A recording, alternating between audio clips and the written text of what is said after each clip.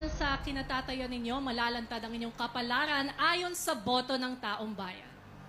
Sino nga kaya ang lalabas ngayong gabi? Ang pangalan na aking tatawagin ay ang siyang ligtas at mananatili pa bilang housemate ni Kuya.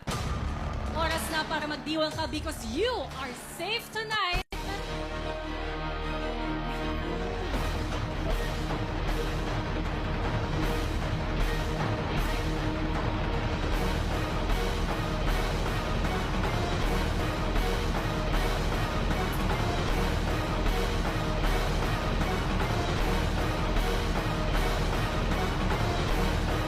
Fiang! Congratulations, Fiang!